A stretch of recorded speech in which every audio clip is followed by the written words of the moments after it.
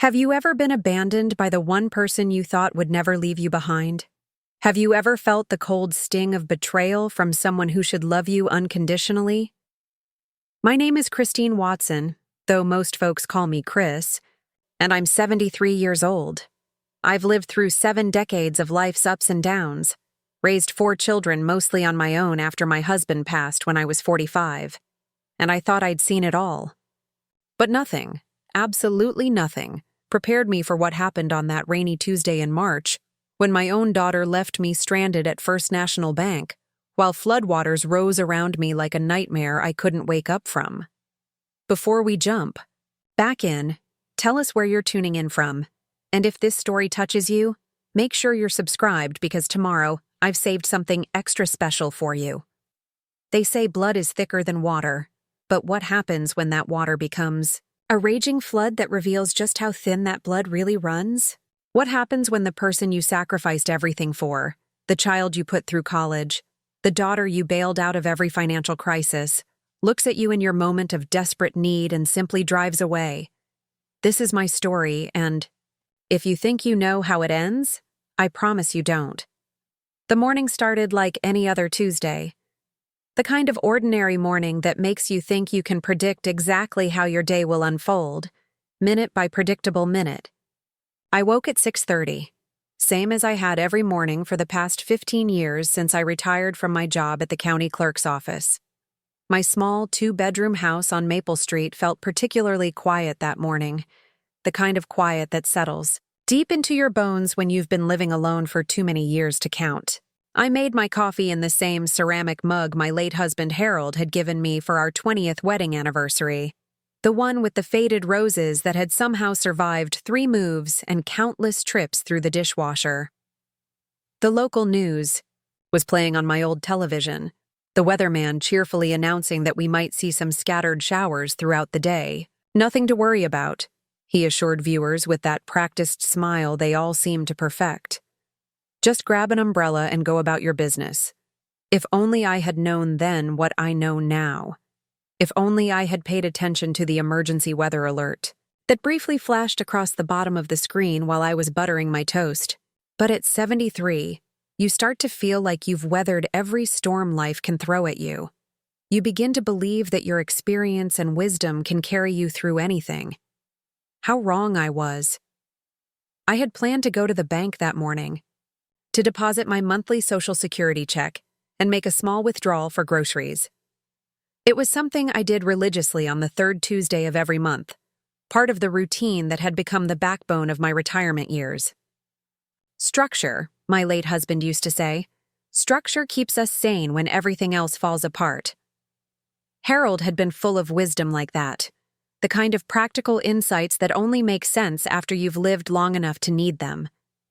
First National Bank sat on the corner of Main and 3rd Street, a stately brick building that had anchored our town's modest downtown district for nearly a century. I'd been banking there for 42 years, ever since Harold and I moved to town when he got the job at the lumber mill. The tellers knew me by name, knew I preferred to conduct my business at the window rather than using those newfangled machines that seemed to multiply like rabbits every few months. Margaret, the head teller, always asked about my children, and I always had something pleasant to share. My eldest son David was doing well with his accounting practice 2 states over. My twin daughters, Ruth and Rebecca, were both married with families of their own, living busy but happy lives about an hour's drive from town. And then there was Sarah, my youngest, my baby, the one who still lived just 15 minutes away, and called herself my local support system. Sarah was 34 years old, unmarried but successful, or so she always told me. She worked in something called marketing consulting, which seemed to involve a lot of traveling to meet with clients and attending networking events at expensive restaurants. She drove a sleek silver BMW that cost more than I'd ever spent on a car in my entire life, lived in a modern apartment complex on the other side of town with amenities I couldn't even pronounce, and always dressed like she'd stepped out of one of those glossy magazines they sold at the grocery store checkout. I was proud of her success, proud that my baby had made something of herself in a world that seemed to get more complicated every year. When people asked about my children, Sarah was always the one I talked about most. She was my local connection, the one who was supposed to be there when I needed her. The one who had promised, after Harold's funeral 8 years ago, that I would never have to face anything alone again. The morning of March 15th started with that promise echoing in my mind as I prepared for my routine trip to the bank. I chose my good navy dress, the one with the small floral print that Sarah had complimented the last time we'd had lunch together. I pinned my silver brooch, the one Harold had given me for our silver anniversary, to the lapel. At 73, I still believed in dressing appropriately for public outings. Still believed that how you presented yourself to the world mattered. I gathered my purse, my bank book, and the small umbrella Sarah had bought me for Christmas 2 years ago. It was one of those compact ones that folded down to almost nothing, decorated with cheerful yellow sunflowers that seemed to mock the gray clouds gathering outside my kitchen window. The weatherman's scattered showers were looking more ominous by the minute, but I'd never been one to let a little rain change my plans. The drive to downtown took exactly 12 minutes, the same route I'd taken hundreds of times before. Past the elementary school where I'd volunteered as a crossing guard for 10 years after retiring. Past the small park where Harold and I used to take evening walks before his arthritis got too bad. Past the corner grocery store where old Mr. Henderson still worked the register despite being nearly 80 himself. Everything looked normal, peaceful even. A few other early customers were going about their business, elderly folks like myself who preferred to handle their banking before the lunch crowd arrived. The normalcy of it all was almost hypnotic, the comfortable rhythm of small-town life that had been my anchor for so many years. I parked in my usual spot near the bank's front entrance and noticed the first few drops of rain beginning to fall. Nothing unusual there. March weather was always unpredictable, and I'd learned long ago to dress in layers and carry an umbrella. I gathered my things, locked my car, and walked through the heavy glass doors of First National Bank at exactly 9:45 in the morning. Margaret greeted me with her usual warm smile, asking about my health and commenting on how nice I looked. We chatted about her granddaughter's upcoming high school graduation while she processed my deposit and withdrawal. The conversation was pleasant, familiar, the kind of small-town interaction that made banking feel personal rather than transactional. It was while we were talking that I first noticed the rain had intensified. What had been light drops against the bank's large windows was now a steady downpour, the kind that makes you grateful to be inside a solid building. Margaret glanced outside and made some comment about spring storms, but neither of us was particularly concerned. We'd both lived through plenty of March weather. I completed my banking business and was preparing to leave when my phone rang. Sarah's name appeared on the screen, which surprised me. She rarely called during business hours unless something was wrong or she needed something. I answered with the mixture of pleasure and mild concern that had become my standard response to unexpected calls from my youngest daughter. "Mom, where are you?" Sarah's voice sounded rushed, distracted, like she was multitasking while talking to me. "I'm at the bank, sweetheart. Just finishing up my monthly business. Is everything all right?" "The bank? Mom, have you looked outside? It's pouring rain and the weather service is saying it's going to get worse. You shouldn't be driving in this." I walked closer to the window and looked out at the parking lot. The rain was indeed coming down harder now, creating small rivers that ran along the curbs and gathered in the low spots of the asphalt. But it didn't look particularly dangerous. Just wet and inconvenient. "It's not that bad, honey. I've driven in worse weather than this." "Mom, listen to me. Stay where you are. Don't try to drive home in this storm. I'm going to come get you, okay? Just wait for me at the bank." The concern in her voice was touching, though not entirely surprising. Sarah had always been protective. Of me, sometimes to the point of treating me like I was more fragile than I actually felt. But I appreciated that she cared enough to worry about me driving in heavy rain. At 73, I had to admit that my reflexes weren't what they used to be, and the thought of having company for the drive home was actually rather pleasant. "Are you sure it's not too much trouble? I don't want to interrupt your workday." "Don't be silly, Mom. Family comes first. Just stay put, and I'll be there in 20 minutes. Family comes first. Those words settled warmly in my chest as I hung up the phone. This was the daughter I'd raised, the caring woman who understood. That family meant something, that we looked out for each other no matter what. I felt a surge of maternal pride as I settled into one of the comfortable chairs in the bank's customer waiting area. Margaret had overheard my side of the conversation and nodded approvingly. "That's a good daughter you have there, Mrs. Watson. Not everyone would leave work to come get their mother in a little rain."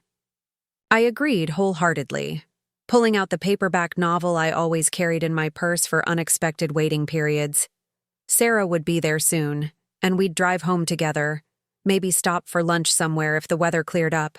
It might actually turn into a pleasant mother-daughter afternoon, the kind we used to have more often before her career became so demanding. 20 minutes passed, then 30. The rain continued to fall, harder now, drumming against the windows with increasing intensity. I tried calling Sarah's phone, but it went straight to voicemail. She was probably driving, being responsible about not using her phone while behind the wheel. I made excuses for the delay, telling myself that traffic was probably moving slowly, in the storm. By the 45-minute mark, I was beginning to feel the first stirrings of real concern. The rain showed no signs of letting up, and what had seemed like a heavy but manageable spring storm was beginning to look more serious. The bank employees were starting to glance outside more frequently, and I heard one of them mention something about flash flood warnings. I tried Sarah's number again. This time, it rang several times before going to voicemail, which somehow felt worse than the immediate redirect I'd gotten before. It suggested she was somewhere she could see the phone, but was choosing not to answer it. But surely that couldn't be right. She'd promised to come get me. She'd said family comes first.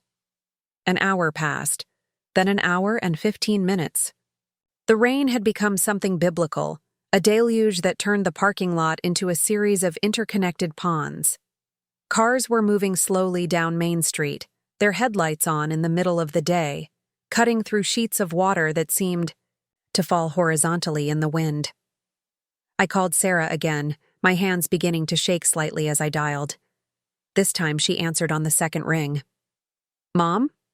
Preparing and narrating this story took us a lot of time, so if you are enjoying it, subscribe to our channel. It means a lot to us. Now back to the story. "Sarah, honey, where are you? You said you'd be here 20 minutes ago, and it's been over an hour." There was a pause, the kind of pause that makes your stomach drop even before you hear what comes next. "Mom, I'm so sorry. Something came up at work. An emergency client meeting that I absolutely couldn't reschedule. You know how important this account is to my business." The words hit me like a physical blow. I actually felt my breath catch in my throat, the way it does when you're not prepared for pain. "But Sarah, you promised. You told me to wait here for you. The weather is getting worse, and I don't think I should drive in this." "Mom, you're being dramatic. It's just rain. Your car is perfectly safe, and it's only a 12-minute drive. You've driven in rain before." Just rain. I looked outside at what was clearly no longer just rain. The weather service alerts were now scrolling continuously across the bottom of the bank's television screen, warning of flash flooding and advising people to avoid unnecessary travel. This wasn't just rain. This was the kind of storm that made the evening news, the kind that people talked about for years afterward. "Sarah, I'm scared. This doesn't look safe." "Mom, you're 73 years old, not 93. You're perfectly capable of driving 12 minutes in a little weather. I have to go. This meeting is really important for my career." The line went dead. She'd hung up on me. My own daughter had hung up on me while I sat in a bank, watching. Floodwater began to creep across the parking lot, afraid to drive home in conditions that were rapidly becoming dangerous. I stared at my phone for several long minutes, waiting for it to ring again, waiting for her to call back and apologize, to say she'd changed her mind and was on her way, waiting for some sign that the daughter I'd raised, the woman who'd promised I'd never face anything alone, was going to remember what family actually meant. The phone remained silent. Margaret approached my chair with a concerned expression. "Mrs. Watson, are you all right? You look a little pale."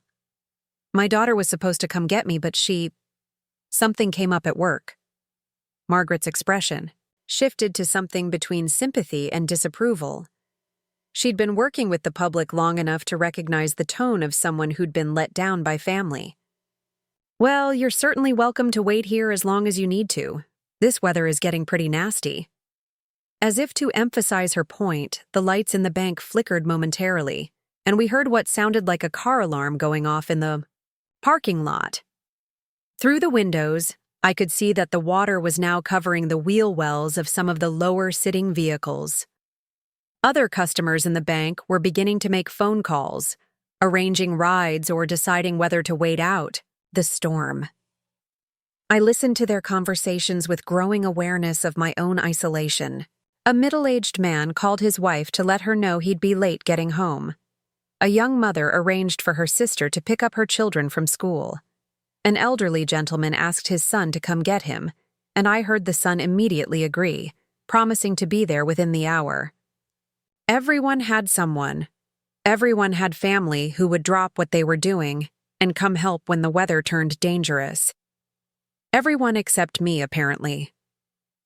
I tried to make sense of what had just happened. This wasn't like Sarah. She'd always been career-focused, sometimes to the point of being self-centered, but she'd never completely abandoned me when I needed help. There had to be more to the story. Maybe the client meeting really was crucial to her business. Maybe she genuinely believed the weather wasn't as bad as it looked from inside the bank. But even as I tried to make excuses for her, I couldn't shake the memory of her tone when she'd dismissed my concerns. "You're being dramatic. It's just rain." The casual way she'd minimized my fear, as if my safety and comfort were less important than whatever business crisis had suddenly demanded her attention. The afternoon stretched on with agonizing slowness. The bank employees were clearly concerned about the weather, but trying to maintain normal operations for the customers who were still there. The parking lot had become a shallow lake, with water lapping at the curbs and creating small waterfalls wherever the pavement sloped toward the storm drains. I called my other children, but David was 3 states away, and the twin were both dealing with their own weather-related issues with their families. They were sympathetic and concerned, but there was nothing they could practically do to help me from such distances. They both suggested I call Sarah again, assuming she'd surely come get me once she understood how bad the conditions had become. But I couldn't bring myself to call her back. The humiliation of begging my own daughter to honor her promise, to treat me like I mattered enough to help when I was genuinely frightened and stranded, felt worse than sitting in the bank indefinitely. As the afternoon turned to early evening, it became clear that this wasn't a typical spring storm. The rain had been falling heavily for hours, and the flooding was beginning to affect major roads throughout the county. The bank's television was now broadcasting continuous weather coverage, showing images of cars stalled in high water and emergency crews conducting water rescues. Margaret approached me again around 4 o'clock. "Mrs. Watson, I hate to say this, but it's looking like we might all be here for a while. The roads are getting pretty bad, and the police are advising people not to travel unless it's absolutely necessary." I nodded, trying to project a calm I didn't feel. "I understand. I appreciate you letting me stay here. Of course, we're all in this together. All in this together." The phrase struck me as both comforting and desperately ironic. Here I was, surrounded by strangers who were showing more concern for my well-being than my own daughter had shown. Bank employees who barely knew me were making sure I was comfortable and safe, while Sarah was presumably in her important meeting, having dismissed my fear as dramatic overreaction. Around 5:30, Margaret made an announcement that the bank would be staying open indefinitely due to the weather emergency, and that anyone who needed to shelter there was welcome to do so. Several customers had already made the decision to wait rather than risk the dangerous driving conditions. We were an unlikely group. 2 elderly men, myself, a pregnant woman whose husband was working late, and a college student whose car had stalled in the parking lot. The bank employees brought out folding chairs from the break room and offered to order pizza for anyone who wanted to stay for dinner. The gesture was kind, almost festive, like an impromptu community gathering.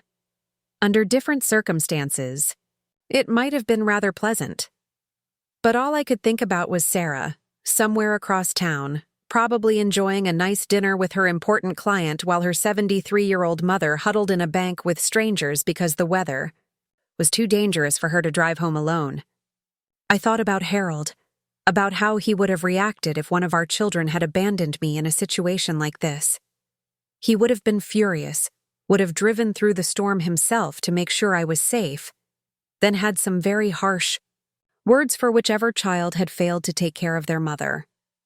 But Harold was gone, and apparently the values he'd tried to instill in our children had gone with him, at least where Sarah was concerned. The evening passed slowly. We shared pizza and watched the weather coverage, each of us checking our phones, periodically for updates from family members. Everyone except me seemed to have people who were worried about them, people who were staying in touch to make sure they were okay. My phone remained stubbornly silent. No concerned calls from Sarah asking if I was safe. No text messages checking to see if I'd made it through the storm. Nothing to suggest that she was giving any thought to the mother she'd abandoned at the bank while promising to be there in 20 minutes. Around 9 o'clock, Margaret approached me with a pillow and a light blanket from the employee break room. "Mrs. Watson, it looks like we're going to be here all night. The emergency management office is saying the roads won't be safe until morning at the earliest." All night. I was going to spend the night in a bank because my daughter had more important things to do than keep her promise to her elderly mother. The reality of it was almost surreal, like something that happened to other people you felt sorry for when you read about them in the newspaper. I tried to make the best of the situation, chatting with the other stranded customers and thanking the bank employees for their kindness. But beneath the forced pleasantness, I felt something hardening in my chest, a cold awareness that was both painful and clarifying. This wasn't just about a missed ride or an inconvenient weather delay. This was about being abandoned when I needed help, about having my fears dismissed and my safety treated as less important than a business meeting. This was about discovering that the daughter I'd sacrificed for, worried about, and supported through every crisis of her adult life saw me as disposable when my needs conflicted with her wants. As I lay on the makeshift bed Margaret had arranged for me in the bank's customer area, listening to the rain continue its relentless assault on the windows, I couldn't stop thinking about all the times I'd dropped everything to help Sarah. The midnight calls when she'd locked herself out of her apartment and needed me to drive across town with my spare key. The financial emergencies when her checking account had been overdrawn and she'd needed money to cover her rent. The relationship crises when she'd needed someone to listen to her cry about whatever man had disappointed her. I'd always been there. Always. Without question, without condition, without complaint. I'd rearranged my schedule, spent my limited savings, and put her needs ahead of my own comfort because that's what mothers do. That's what family means. But apparently, that commitment only flowed in one direction. The storm raged outside while I lay awake in the darkness of the bank, surrounded by the quiet breathing of other stranded strangers who'd shown me more kindness in one evening than my own daughter had shown me in months. And for the first time in my 73 years, I began to wonder if the unconditional love I'd given my children had been a mistake rather than a virtue. The rain continued to fall, washing away more than just the streets and sidewalks of our small town. It was washing away illusions I'd held for decades about family, about loyalty, about what it meant to be someone's mother, when that someone no longer saw you as worth their time or consideration. Tomorrow would bring sunshine and receding floodwaters. The roads would dry, the emergency would pass, and life would return to normal. But I had the growing certainty that nothing would ever be quite the same again. Some floods changed the landscape permanently, carving new channels and leaving behind terrain that looks familiar from a distance, but reveals itself to be fundamentally altered when you examine it closely. As I finally drifted off to sleep in that quiet bank, listening to the storm that had revealed so much about the people in my life, I had no idea that the real flood was yet to come. The water outside would recede within days, but the flood that was about to hit Sarah's life would be far more devastating than anything Mother Nature could devise. And unlike the storm that had left me stranded and alone, the flood heading for my daughter's carefully constructed world would be one that no amount of money, success, or important client meetings could hold back. The morning after the storm brought an eerie silence that felt almost as unsettling as the chaos of the night before. I woke on that makeshift bed in First National Bank to the sound of water dripping from the eaves and the distant hum of emergency vehicles navigating the flooded streets. My back ached from sleeping on cushions that weren't designed for overnight rest, and my neck had a crick that reminded me sharply of my age and the circumstances that had led me to spend the night in a place of business rather than my own comfortable bed. Margaret arrived early, despite the fact that her own neighborhood had experienced significant flooding. She brought coffee and pastries from the only bakery in town that had managed to open, her face etched with the kind of exhaustion that comes from worrying about others while dealing with your own crisis. Her basement had flooded, she told me, but her first concern had been getting to the bank to check on those of us who had sheltered there through the night. The contrast wasn't lost on me.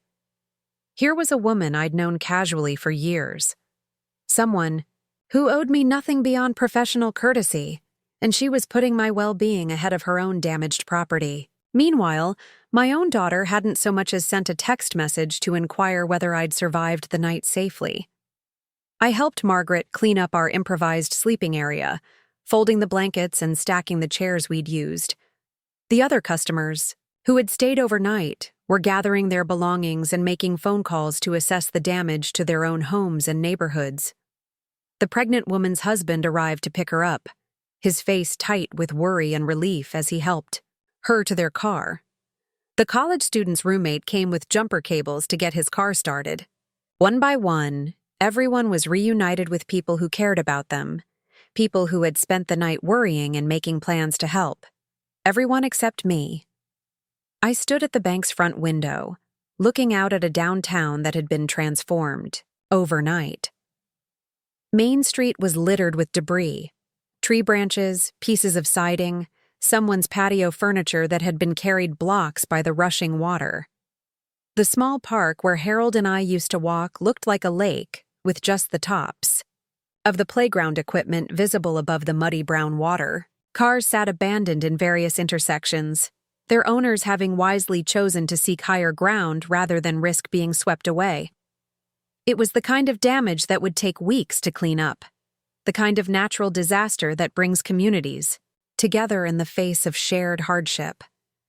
I could already see neighbors helping neighbors, people with boats rescuing stranded motorists, volunteers sandbagging areas that were still threatened by rising water. The spirit of cooperation and mutual aid that emerges during emergencies was already taking hold, reminding me why I'd chosen to make this small town my home for so many decades. But I felt disconnected from it all, isolated by the knowledge that my own family hadn't even bothered to check whether I was among the rescued or the stranded. Sarah's silence spoke louder than any emergency siren, a deafening reminder that I apparently didn't rank high enough in her priorities to warrant basic concern for my safety. My phone had remained stubbornly quiet throughout the morning. No missed calls, no voicemails, no text messages. Nothing to indicate that Sarah had given me a single thought since hanging up on me the previous afternoon.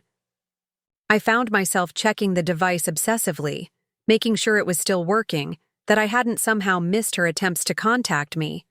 But the screen showed full bars and a fully charged battery. The silence was intentional, complete, and devastating.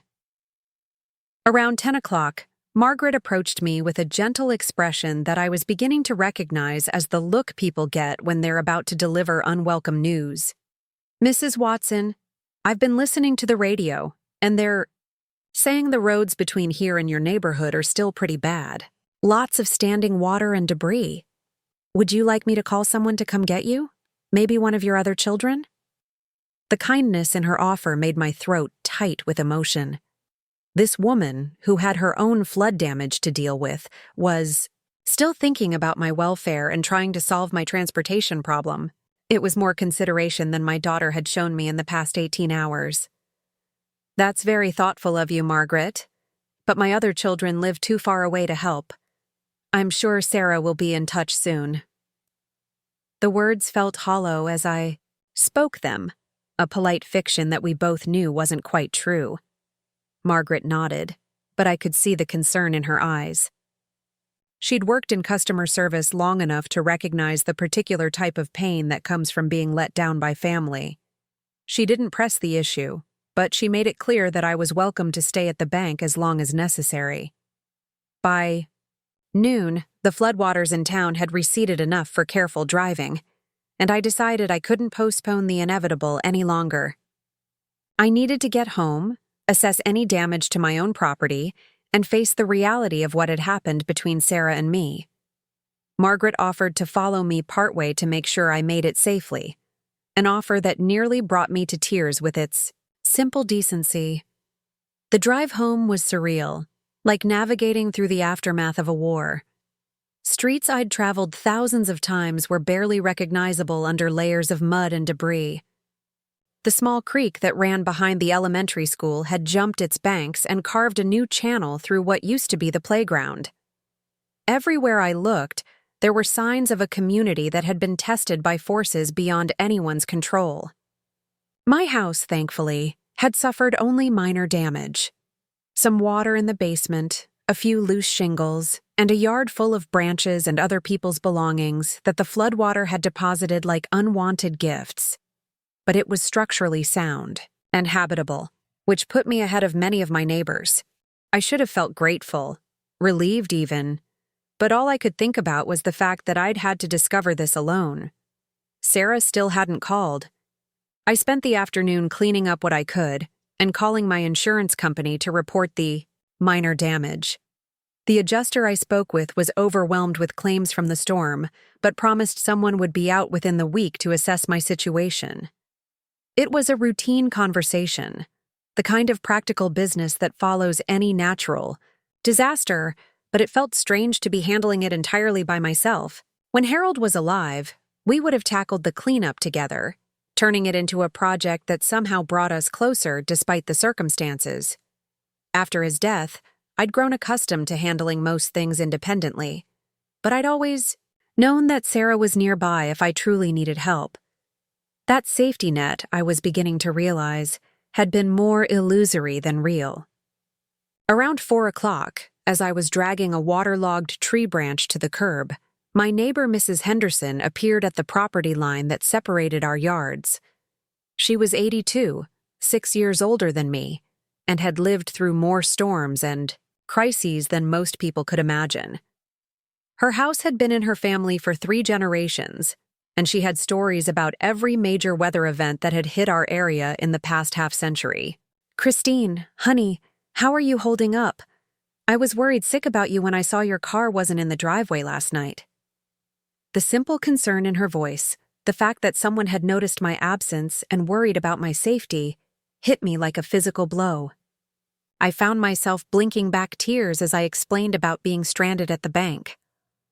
"Well, thank goodness for Margaret and those bank folks," Mrs. Henderson said, shaking her head. "But where was that daughter of yours? I thought she lived right here in town." There it was, the question I'd been dreading, the one that forced me to confront the reality of Sarah's abandonment out loud. I mumbled something about her being busy with work, but Mrs. Henderson's expression told me she wasn't buying the excuse any more than I was. "Busy with work when her mother is stranded in a flood? Christine, That girl needs to get her priorities straight. The blunt assessment stung because it was so accurate. Mrs. Henderson had known Sarah since she was a child, had watched her grow up and seen her evolution from a sweet little girl into the self-absorbed woman she'd become. If anyone was qualified to judge Sarah's behavior, it was someone who'd observed her for 3 decades. We talked for a few more minutes about the storm damage and the cleanup efforts, but I could tell Mrs. Henderson was troubled by what I'd told her about Sarah. As she prepared to go back to her own yard work, she paused and looked at me with the kind of direct gaze that comes with advanced age and hard-won wisdom. "Christine, I hope you don't mind me saying this, but I've watched that girl take advantage of your good nature for years. You've bailed her out of more scrapes than any child has a right to expect. And what does she do when you need her? She's too busy with work to give you a ride home from the bank." The words hung in the air between us, uncomfortable in their accuracy. Mrs. Henderson wasn't telling me anything I hadn't thought myself, but hearing it spoken aloud by someone else made it impossible to dismiss or rationalize away. "I'm sure. She had her reasons," I said weakly, but even I didn't believe it anymore. "I'm sure she did too," Mrs. Henderson replied. "The question is whether those reasons were good enough to justify leaving her 73-year-old mother stranded in a natural disaster." After she went inside, I stood in my yard for a long time, staring at the debris scattered across my lawn and thinking about the debris scattered across my relationship with Sarah. Mrs. Henderson's words had crystallized something I'd been trying not to acknowledge. This wasn't an isolated incident or a momentary lapse in judgment. This was part of a pattern that had been developing for years, a pattern I'd been too blind or too willing to excuse to see clearly. I thought back to Sarah's last birthday, 2 months earlier. I'd invited her to dinner, offering to cook her favorite meal and bake the chocolate cake she'd loved since childhood. She'd canceled at the last minute, claiming an important client dinner had come up unexpectedly. I'd eaten dinner alone and thrown away the cake after 3 days, telling myself that her career success was more important than birthday traditions. Christmas had been similar. Sarah had promised to spend the day with me, but she'd left after 2 hours to attend a holiday party hosted by one of her networking contacts. I'd finished opening my gifts alone, sitting in a living room decorated with all the care and attention I'd lavished on Christmas mornings when my children were young, wondering why I'd bothered to put up a tree for an audience of 1. There had been other incidents, other times when Sarah's plans had taken precedence over family obligations. The time she'd missed Harold's anniversary memorial service because she'd booked a weekend trip to a conference. The birthday dinners she'd skipped for client meetings. The Sunday lunches she'd canceled for networking events. Each incident had seemed reasonable in isolation, evidence of a daughter who was dedicated to building her career and making something of herself in a competitive world. But taken together, they painted a picture of someone who had gradually shifted her priorities until family ranked well below professional and social obligations. I'd been so proud of her success, so eager to support her ambitions, that I'd failed to notice when support had become enablement and when career focus had become selfishness. The afternoon stretched into evening, and still Sarah didn't call. I made myself a simple dinner and sat at my kitchen table, eating in silence while watching the local news coverage of the flood damage. The reporter interviewed several families who had been displaced by the flooding, and in every case, I heard stories of relatives and friends who had rushed to help, who had opened their homes and offered assistance without being asked. I listened to an elderly man describe how his grandson had driven 4 hours through dangerous conditions to make sure he was safe. I watched a young mother thank her sister for taking in her family when their apartment flooded. Story after story of people who understood that family meant showing up when things got difficult, that blood relationships came with obligations that couldn't be canceled for more convenient alternatives. And through it all, my phone remained silent. Around 9 o'clock, I finally allowed myself to acknowledge what I'd been avoiding all day. Sarah wasn't going to call. She wasn't going to check on me, wasn't going to apologize for abandoning me, Wasn't even going to ask whether I'd made it through the storm safely. Her silence was a choice, a deliberate decision to pretend that nothing had happened, that she bore no responsibility for leaving her elderly mother stranded in dangerous weather. The realization was crushing and liberating at the same time. Crushing because it confirmed my worst fears about how little I mattered to the daughter I'd loved unconditionally for 34 years. Liberating because it finally forced me to see our relationship clearly, without the soft focus of maternal devotion that had obscured so many warning signs. I went to bed that night with my phone on the nightstand, still hoping against hope that it might ring, that Sarah might have a moment of conscience and reach out to make sure I was okay. But as the hours passed and the house settled into its familiar nighttime quiet, I began to accept that the silence was intentional and probably permanent unless I made the first move. The next morning brought another day without contact from Sarah, and I began to understand that this was going to be her strategy. Simply pretend nothing had happened and wait for me to resume our normal relationship without acknowledging her abandonment. It was the approach that might have worked in the past, when I was more willing to overlook her selfishness in the interest of keeping peace. But something had changed during those hours I'd spent stranded at the bank, surrounded by strangers who'd shown me more kindness than my own daughter. Something had shifted in my perspective, a fundamental recalibration of what I was willing to accept and excuse in the name of maternal love. I spent the morning working in my yard, cleaning up storm damage and thinking about the years I'd spent making excuses for Sarah's behavior. I'd told myself that she was busy building her career, that young people had different priorities than my generation, that her success was evidence that I'd raised her right. I'd convinced myself that her frequent requests for financial help were temporary setbacks, that her missed family gatherings were unavoidable professional obligations, that her casual treatment of my time and feelings was just the modern way of handling relationships. But the flood had washed away those comfortable rationalizations, leaving behind a stark landscape where the truth was impossible to ignore. Sarah didn't treat me badly because she was busy or successful or modern. She treated me badly because I'd allowed her to, because I'd consistently prioritized her comfort and convenience over my own dignity and needs. The pattern was so clear now that I wondered how I'd managed to avoid seeing it for so long. Sarah called when she needed something, money or advice, or someone to listen to her problems. She made promises she didn't keep, canceled plans when something better came along, and treated my feelings as less important than her own convenience. And through it all, I'd enabled her behavior by accepting her excuses, providing whatever she needed, and never demanding that she treat me with the respect and consideration I deserved. I thought about Harold and what he would have said about the situation. He'd always been more skeptical of Sarah's excuses, more willing to call her out when her behavior was selfish or inconsiderate. I'd often been the mediator between them, smoothing over conflicts and encouraging Harold to be more understanding of our daughter's ambitions and lifestyle. "You're too easy on her, Chris," he'd said more than once. "That girl needs to learn that the world doesn't revolve around her wants and needs."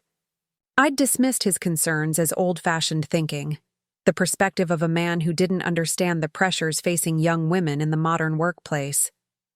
But now I wondered if Harold had seen something I'd missed, if his skepticism had been wisdom rather than generational bias. The third day after the flood, I finally broke down and called Sarah myself. I told myself I was checking to make sure she was safe, that the storm hadn't caused any damage to her apartment or affected her business. But really, I was hoping she would apologize, would acknowledge what had happened and express some concern for my well-being.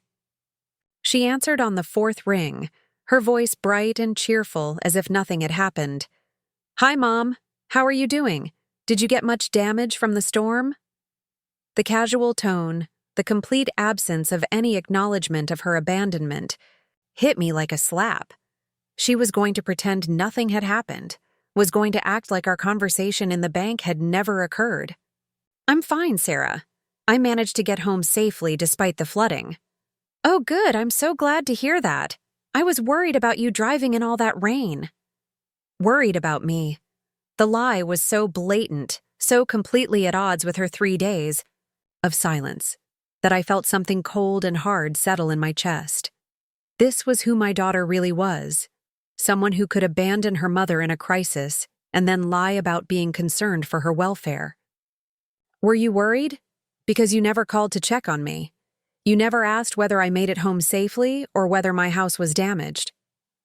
There was a pause, the kind of silence that occurs when someone is scrambling to come up with a plausible excuse for inexcusable behavior. "Mom, I've been incredibly busy with work. The storm caused a lot of problems for my clients, and I've been putting in 18-hour days trying to help them deal with the aftermath. I barely had time to sleep, let alone make social calls." Social calls. She was characterizing a concern for her mother's safety as a social call, something frivolous that could be postponed indefinitely in favor of more important priorities. "I see.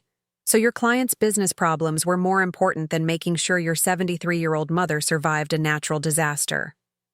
"Mom, don't be dramatic. You're perfectly capable of taking care of yourself. I knew you'd be fine." There it was again, the dismissive tone, the casual minimization of my concerns and feelings. I was being dramatic for expecting basic consideration from my own daughter. I was being unreasonable for wanting her to care whether I lived or died. During a dangerous storm. "Sarah, you promised to come get me at the bank. You told me to wait there for you, and then you never showed up. I spent the night sleeping on a cot because you decided your business meeting was more important than keeping your word to your mother." "Mom, that meeting was crucial for my career. You don't understand the pressure I'm under, the competition in my field. I can't just drop everything every time you want attention." Every time I want attention. As if asking for help during a natural disaster was attention-seeking behavior, as if expecting my daughter to honor her promises was unreasonable neediness. The conversation continued for several more minutes, but it became increasingly clear that Sarah had no intention of apologizing or acknowledging any wrongdoing. In her mind, she was the victim of unreasonable expectations, the hard-working daughter being criticized for prioritizing her career over her mother's excessive emotional needs. When I hung up the phone, I felt hollow, emptied of the hope I'd been carrying that this was all a misunderstanding that could be resolved with an honest conversation. Sarah wasn't sorry. She wasn't going to apologize. She genuinely believed that her behavior was justified, that her needs and priorities were more important than basic decency toward the woman who had given her life and supported her for 34 years. I sat in my kitchen for a long time. After that call, staring out at the yard where I'd been working to clean up storm damage. The physical debris was manageable, the kind of problem that could be solved with time and effort. But the emotional wreckage of my relationship with Sarah felt overwhelming. Years of accumulated disappointment and enabling behavior that had created a dynamic where I was expected to give everything and ask for nothing in return. For the first time in my life, I began to seriously question whether unconditional love was always a virtue. I'd believed that being a good mother meant supporting my children no matter what, accepting their choices and behavior without judgment, always being available when they needed help. But what happened when that unconditional support became enabling? What happened when love without boundaries created children who believed they were entitled to take without giving, to receive without reciprocating? The flood had revealed more than just Sarah's capacity for selfishness. It had exposed the fundamental imbalance in our relationship, the way I'd trained her to see me as a resource to be used, rather than a person to be valued. And for the first time in decades, I began to wonder if it was possible to change the dynamic between us, or if the pattern was too established to alter. That night, I lay in bed listening to the sound of cleanup crews working on the street repairs, the steady hum of progress being made in the wake of destruction. Communities could recover from natural disasters, could rebuild and come back stronger than before. But I wasn't sure the same was true for relationships that had been damaged. by years of neglect and taken for granted assumptions. As I drifted off to sleep, I found myself hoping that Sarah would surprise me, that she would call the next day with a genuine apology and a recognition of how badly she'd behaved. But deep down, I was beginning to suspect that the real flood was yet to come, and that when it arrived, it would wash away far more than just the illusions I'd held about my daughter's character. The weeks following the flood brought an unexpected clarity to my life, the kind that emerges when you stop making excuses and start seeing situations for what they truly are. I found myself examining my relationship with Sarah through a lens that had been wiped clean of maternal sentiment and wishful thinking. What I discovered wasn't pleasant, but it was necessary. I began keeping a mental inventory of our interactions, noting the frequency of her calls and the reasons behind them. The pattern that emerged was so consistent, it might have been scripted. Sarah contacted me when she needed something: money for unexpected expenses, advice about dealing with difficult clients, someone to listen while she complained about her various disappointments and frustrations. But she was notably absent during times when I might need support or companionship. My birthday had passed 3 weeks after the flood, a quiet affair that I'd decided to keep deliberately low-key. I hadn't mentioned it to Sarah, curious to see if she would remember without prompting. The day came and went without acknowledgement from her. No card, no call, no text message.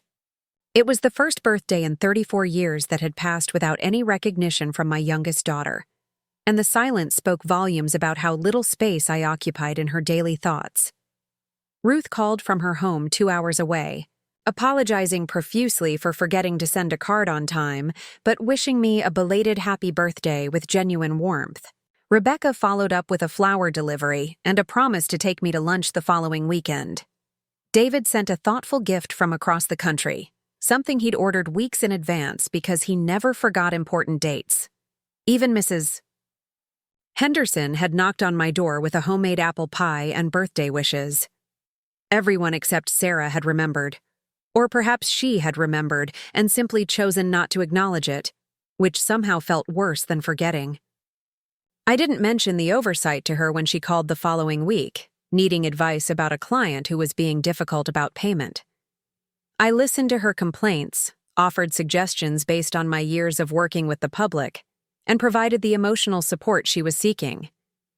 But I didn't bring up my birthday, and she didn't ask how I'd been or what was new in my life. The conversation was entirely focused on her problems and her needs, as most of our conversations had become. After hanging up, I sat in my kitchen and tried to remember the last time Sarah had called just to check on me, just to see how I was doing without needing something specific.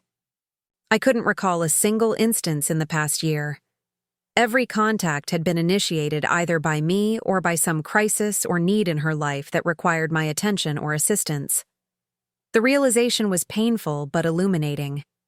I'd become a service, provider in my daughter's life rather than a person she valued for my own sake. I was useful when she needed emotional support, financial help, or practical advice, but invisible when her life was running smoothly and she had no immediate need for what I could offer. I began thinking about the financial support I'd provided. Over the years, money I'd given without question whenever Sarah encountered what she described as temporary setbacks. There had been so many instances that they'd blurred together in my memory. The security deposit for her first apartment after college, the car repair when her engine had blown, the credit card debt she'd accumulated during a rough patch with a previous job, the emergency funds for various medical and dental expenses not covered by her insurance. Each request had come with detailed explanations and promises of repayment that never materialized. Each crisis had been presented as an anomaly, a one-time situation that wouldn't happen again once she got back on her feet. I'd given the money willingly, even gratefully, happy to be able to help my child navigate the challenges of adult life. But now, I wondered if my willingness to provide financial rescue had actually prevented Sarah from learning to manage her own resources responsibly. Had I been helping her or enabling her? Had my desire to protect her from financial stress actually created a dependency that served neither of us well? I thought about my other children and their financial independence. David had struggled after college, working 2 jobs while building his accounting practice. But he'd never asked for money beyond a small loan for business equipment that he'd repaid ahead of schedule. Ruth and Rebecca had both faced financial challenges as young mothers, but they'd found ways to manage without repeatedly turning to me for bailouts. Only Sarah had developed a pattern of financial crisis and rescue that extended well into her 30s. And only Sarah seemed to view my bank account as a backup plan for her own poor planning or overspending. I decided to calculate how much money I'd given her over the years, partly out of curiosity and partly because I was beginning to suspect the total would be shocking. I went through my bank records, checkbook registers, and receipts, documenting every loan, gift, and emergency payment I could remember. The number was staggering. Over the past 10 years, I'd given Sarah more than $30,000. Some had been labeled as loans, but none had been repaid. Some had been gifts for birthdays or holidays, but the amounts had been far larger than what I'd given my other children. Most had been emergency payments for various crises that seemed to occur with suspicious regularity. $30,000. It was more than I'd spent on my car, more than I'd invested in home improvements, more than I had in my emergency savings account. I'd essentially funded Sarah's lifestyle to the tune of $3,000 per year, subsidizing her ability to live beyond her means while convincing myself that I was being a supportive mother. The money itself wasn't what bothered me most, though the amount was certainly significant on my fixed income. What hurt was the realization that all that financial support had bought me exactly nothing in terms of Sarah's loyalty, gratitude, or even basic consideration.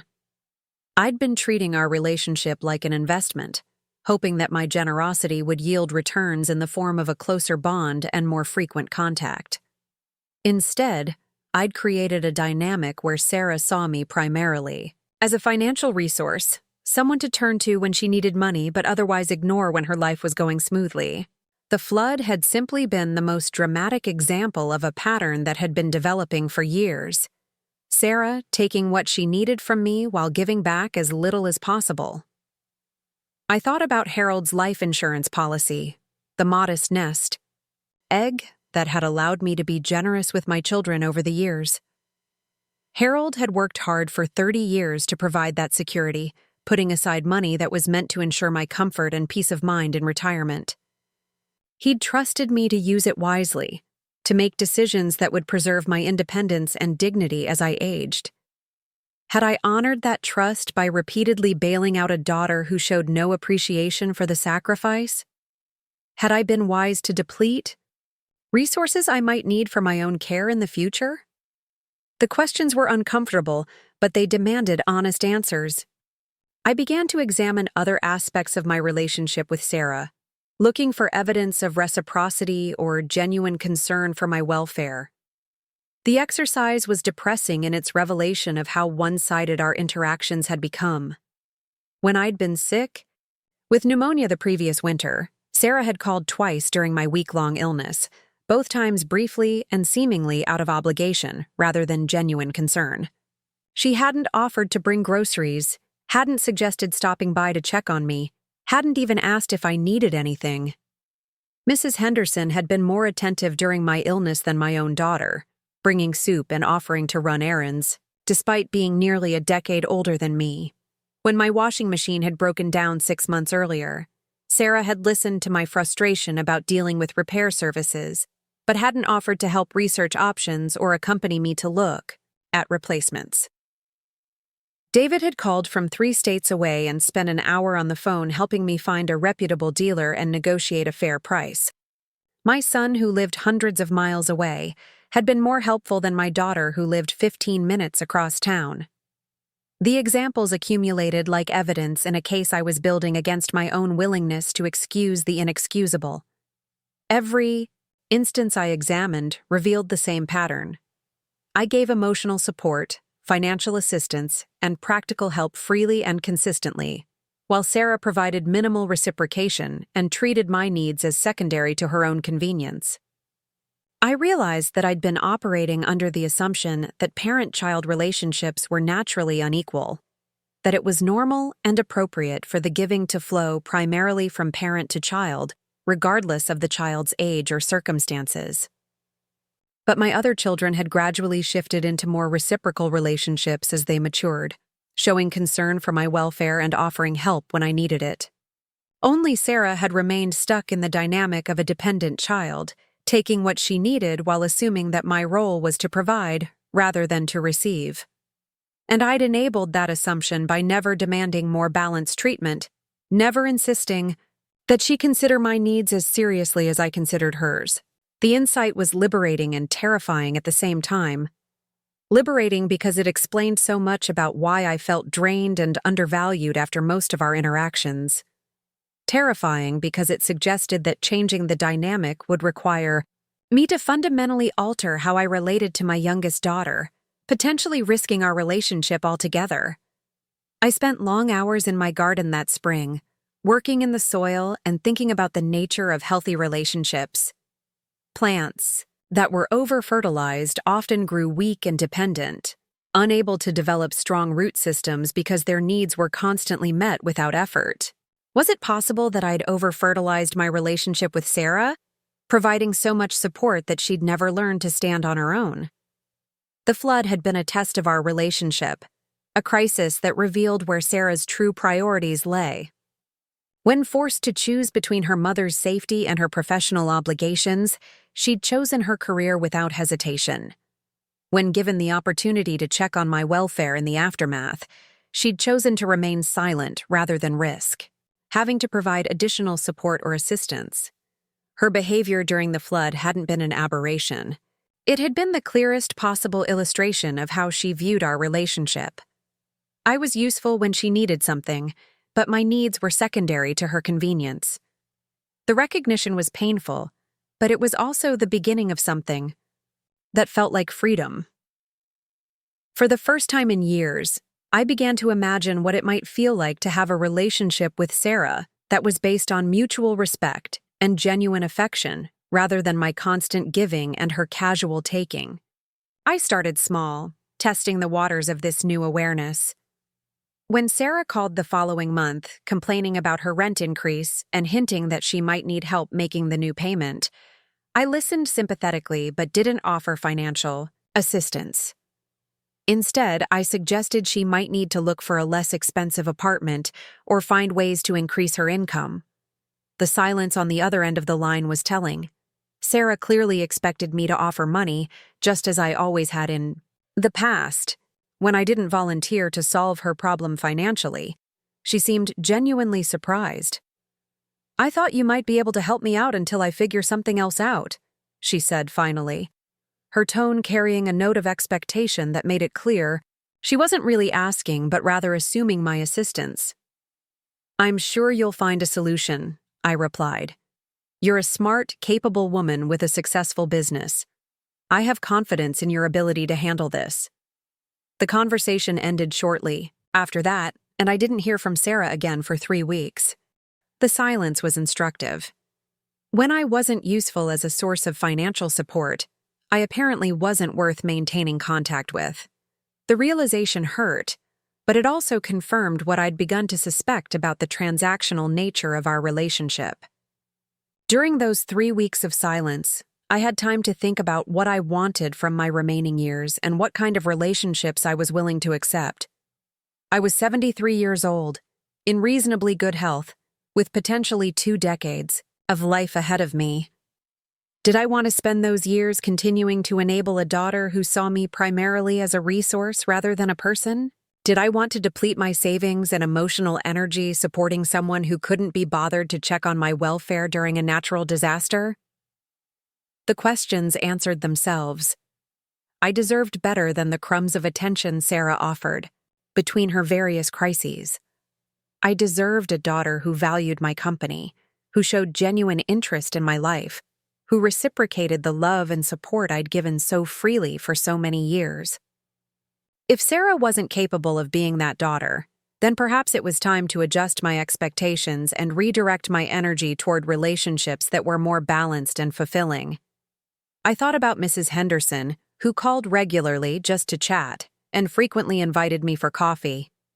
I thought about the other members of my book club, women who had become genuine friends over the years and who showed more interest in my opinions and experiences than my own daughter did. I thought about my other children, who had grown into adults who treated me with respect and consideration, who remembered important dates and checked on my welfare without being prompted. Perhaps it was time to invest more energy in those relationships and less in the one that consistently left me feeling depleted and undervalued. The shift in my thinking felt monumental, like stepping off a path I'd been walking for decades and choosing a different direction entirely. For most of Sarah's life, I'd operated under the belief that being a good mother meant accepting whatever level of relationship she was willing to offer. That unconditional love required me to continue giving regardless of what I received in return. But the flood had shown me that unconditional love shouldn't mean unconditional tolerance of poor treatment. I could love Sarah without enabling her selfishness. I could care about her welfare without accepting responsibility for her financial problems. I could be her mother without allowing her to treat me as less important than every other priority in her life. The realization was both empowering and sad. Empowering because it suggested I had more control over the dynamic between us than I'd previously believed. Sad because it meant acknowledging that the daughter I'd hoped Sarah would become might never materialize, that I might need to accept a much more limited relationship than I'd dreamed of having. But acceptance, I was learning, could be its own form of freedom. Instead of constantly hoping for Sarah to change, constantly making excuses for her behavior, constantly giving more in hopes of receiving more in return, I could simply accept who she was and adjust my expectations accordingly. The woman who had spent the night in a bank because her daughter couldn't be bothered to keep her promise was discovering that she had more strength and self-respect than she'd realized. The flood had washed away more than just debris from the streets. It had cleared away the illusions that had kept me trapped in a relationship that served only one person's needs. As spring turned to summer, I found myself looking forward to each day with an energy I hadn't felt in years. Instead of waiting for Sarah to call, hoping for scraps of attention from someone who clearly didn't value my company, I was building a life that didn't depend on her validation or presence. I joined a new volunteer organization, helping seniors navigate technology challenges. I started taking art classes at the community center, something I'd always wanted to try but had never made time for. I deepened my friendships with women who actually enjoyed my company and valued my perspectives. For the first time in years, I was living for myself rather than in service to a daughter who had grown accustomed to taking without giving. Change was subtle but profound, like the difference between artificial light and sunshine. I was beginning to understand what it felt like to have relationships based on mutual respect rather than one-sided obligation. And then Sarah called with news that would change everything. But this time, the crisis wasn't mine to solve. This time, the flood would be coming for her. The call came on a Tuesday evening in early July, just as I was settling down with a cup of tea and the mystery novel our book club was reading for the month.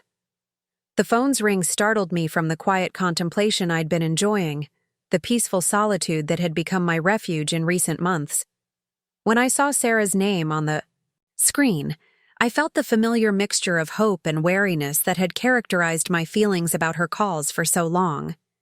But there was something different in her voice from the very first word, a breathless panic that I hadn't heard since she was a child waking from a nightmare.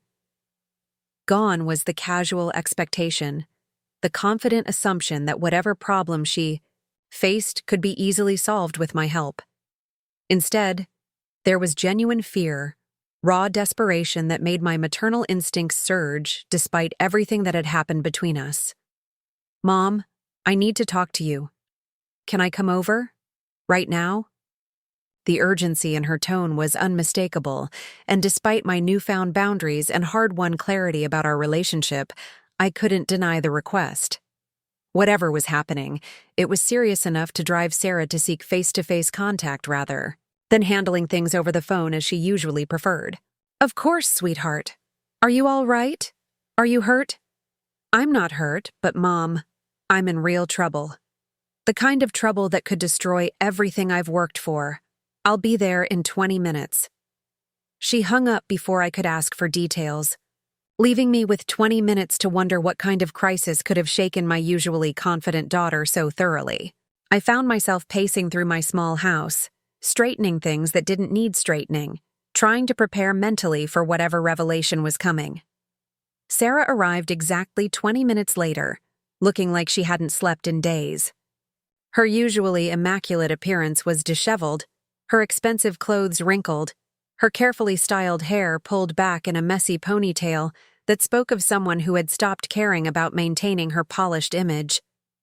She looked younger somehow, like the little girl who used to run to me when the world felt too big and scary to handle alone.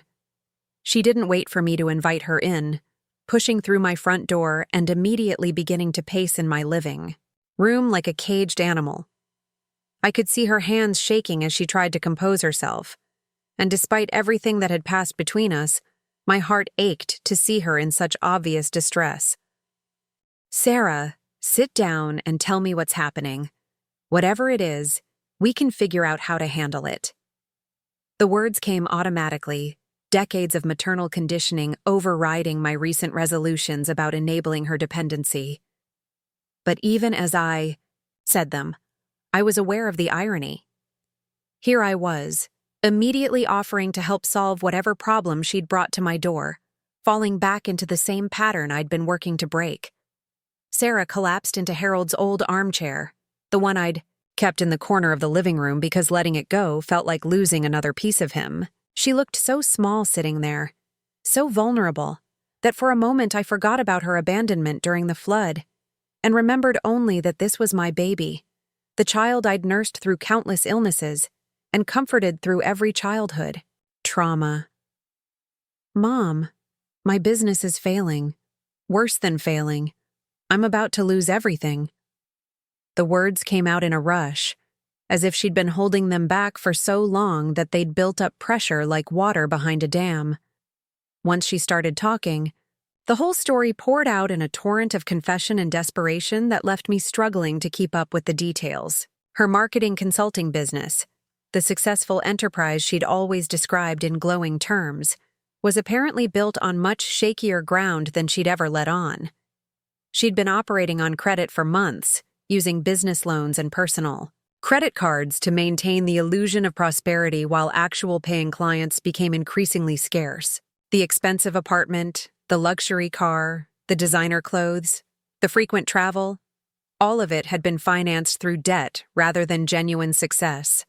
She'd been living a carefully constructed lie, maintaining an image of professional achievement, while the foundation of her financial life crumbled beneath her feet. "I kept thinking it would turn around," she said, her voice breaking. "I kept believing that the next big client would solve everything, that I just needed to maintain the image long enough for the business to catch up with the lifestyle. But it never happened, and now the bills are coming due all at once." She told me about the credit cards that were maxed out, the business loans that were in default, the creditors who were calling multiple times a day demanding payment. Her car was about to be repossessed, her apartment lease was up for renewal at a rate she couldn't afford, and her business bank account was overdrawn to the point where her checks were bouncing. The picture she painted was of someone who had been living beyond her means for years, using credit to fund a lifestyle that her actual income couldn't support. Every expensive purchase, every luxurious vacation, every designer outfit had been bought with borrowed money, creating a mountain of debt that had finally become impossible to manage. "How much do you owe?" I asked, though I wasn't sure I wanted to know the answer. Sarah's face crumpled, and for the first time since she'd arrived, she began to cry. Not the calculated tears I'd seen her use to manipulate situations in the guy.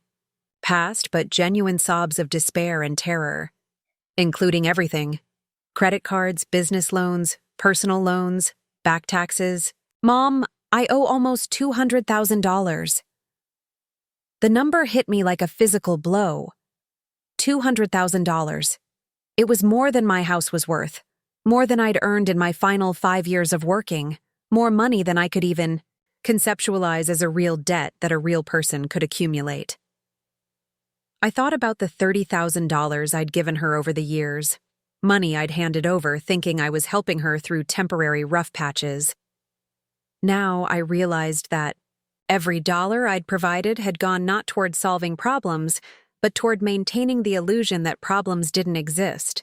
My financial support had enabled her to continue living beyond her means, rather than forcing her to confront the reality of her situation. Sarah, how did this happen? How did you let it get this bad? She looked up at me with eyes that were red from crying, and for a moment I saw something I'd never seen in my daughter's face before. Genuine shame. Not the defensive anger she usually displayed when criticized, not the self-righteous indignation that typically accompanied any questioning of her choices, but real acknowledgement that she had made terrible decisions. I don't know, Mom.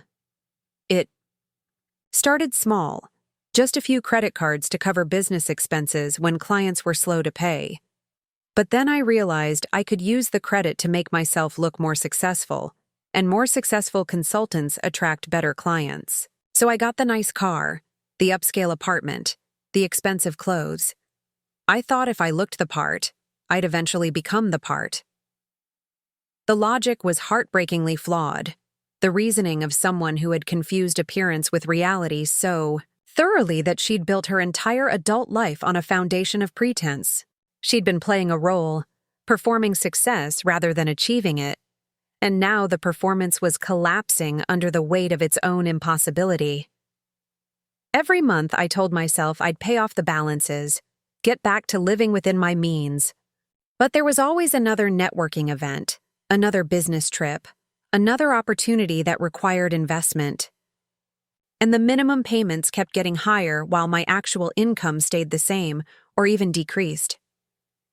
I listened to her confession with a mixture of sympathy and frustration. Sympathy because I could see the genuine pain and fear in her eyes, the terror of someone who had finally run out of ways to avoid confronting reality.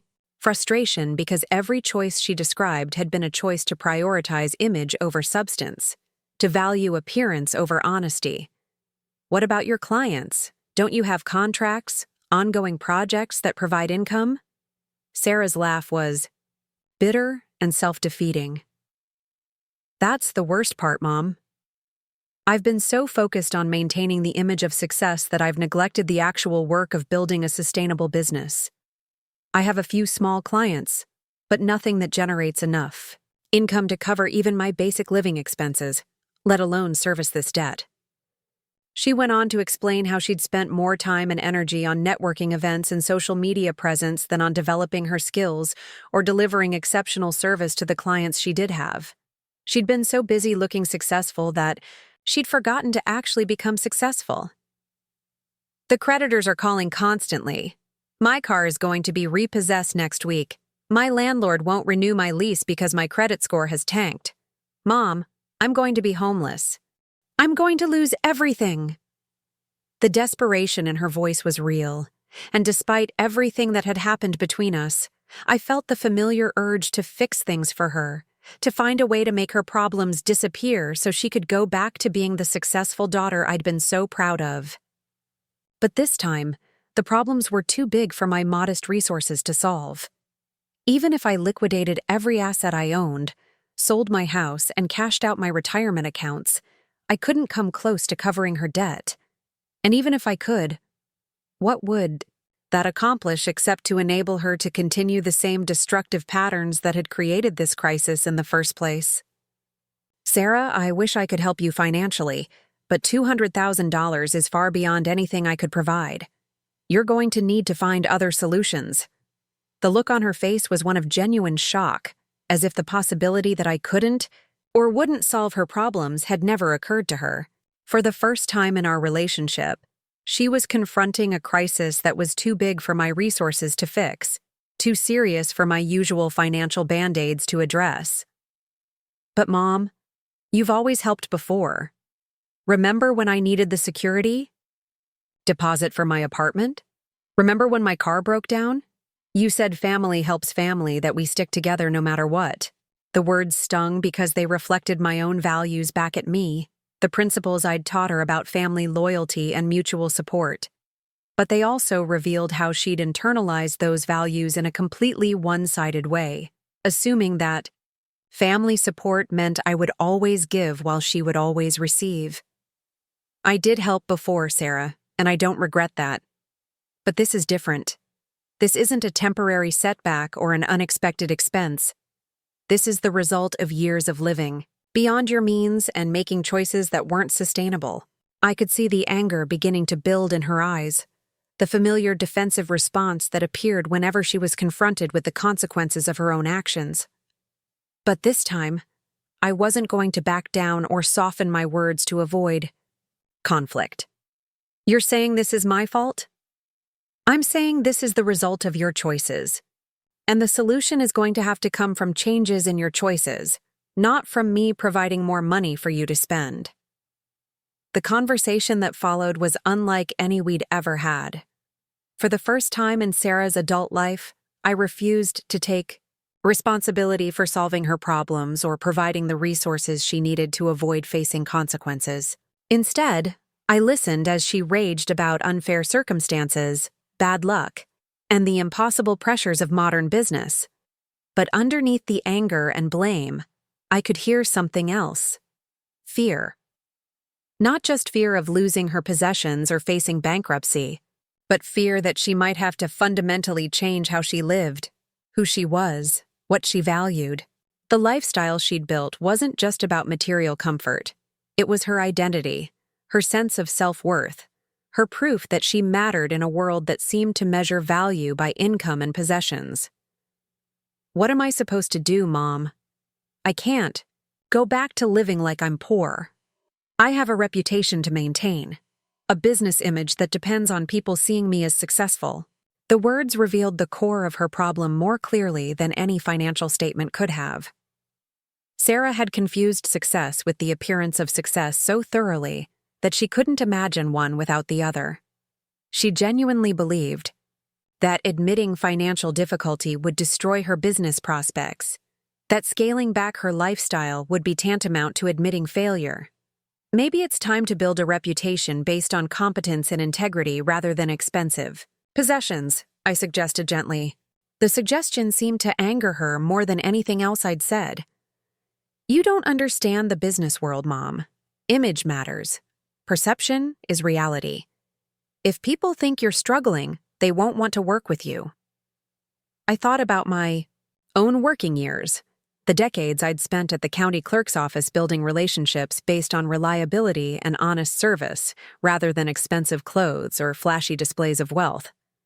I thought about the small businesses in our town that had thrived for generations by providing value rather than projecting image. Sarah, real success comes from providing value to people, from solving their problems and meeting their needs. The image of success is just packaging. Eventually, people see through packaging to what's actually inside. But she wasn't ready to hear that message. The conversation continued for another hour, with Sarah alternately pleading for financial help and raging about the unfairness of her situation. She asked me to co-sign loans, to let her move back into my house, to provide monthly support while she rebuilt her business. Each request was harder to refuse than the last, not because I was tempted to say yes, but because I could see how desperately she needed to believe that someone would rescue her from the consequences of her choices. She'd built her entire adult identity around the assumption that there would always be a safety net, that her problems could always be solved by someone else's resources. Mom, you're my family. You're supposed to help me when I'm in trouble. Isn't that what love means? The question cut deep because it touched on everything I'd been questioning about our relationship over the past months. Was love supposed to mean endless giving without expectation of reciprocity? Was being a good mother supposed to require me to enable my child's destructive choices indefinitely? Love means wanting what's best for you, Sarah. And what's best for you right now isn't another bailout that lets you avoid dealing with the real problems. What's best for you is facing this situation honestly and making the changes necessary to build a life you can actually afford. The conversation ended with Sarah storming out of my house, angry and disappointed that I wouldn't provide the financial rescue she'd been counting on. As I watched her drive away in the car that was about to be repossessed, I felt a complex mixture of emotions: sadness for her pain, frustration with her refusal to accept responsibility, and something that might have been relief. For the first time in our relationship, I had refused to enable her destructive patterns. I had declined to sacrifice my own security to fund her illusions. I had chosen honesty over harmony, boundaries over blind support. It was the hardest conversation I'd ever had with any of my children, but it was also the most honest. And as difficult as it had been, I felt something I hadn't experienced in years when dealing with Sarah's crises. I felt like I had acted with integrity, like I had finally stopped being part of the problem. The phone calls that followed over the next few days were increasingly desperate. Sarah called to apologize for her anger, to explain her situation more clearly, to make smaller requests for help. Could I just cover her car payment for a few months? Could I help with the security deposit for a cheaper apartment? Could I provide a few $1,000s to help her negotiate with creditors? Each call was harder to handle than the last, not because the amounts were large, but because I could hear her growing panic as she realized that her usual sources of rescue weren't going to materialize. She'd apparently approached other family members as well, but David had refused to get involved in what he called Sarah's mess, and the twins were dealing with their own family's needs. For the first time in her adult life, Sarah was going to have to face a crisis without someone else providing the solution. The realization was terrifying for her and surprisingly liberating for me. I was finally going to see what my daughter was capable of when she couldn't depend on other people's resources to solve her problems. The flood that had revealed so much about Sarah's character months earlier had been nothing compared to the financial deluge that was now washing over her carefully constructed life. And this time, I wasn't going to be the one building sandbags to hold back the water. This time, she would have to learn to swim on her own. 2 weeks passed without contact from Sarah, and I found myself settling into an unexpected peace. The silence that had once filled me with worry now felt like relief, a respite from the constant emotional drain of managing her crises and disappointments. I spent my days tending to my garden, reading books that had been waiting patiently on my shelf, and enjoying conversations with friends who asked about my life rather than seeking solutions to their problems. Mrs. Henderson and I had developed a routine of evening walks around the neighborhood, discussing everything from local politics to our shared memories of the town's history. These conversations filled me with a contentment I hadn't realized I'd been missing. The simple pleasure of being valued for my thoughts and experiences rather than my ability to provide financial assistance. It was during one of these walks that Mrs. Henderson made an observation that would prove more prescient than either of us realized at the time. "You seem different lately, Christine.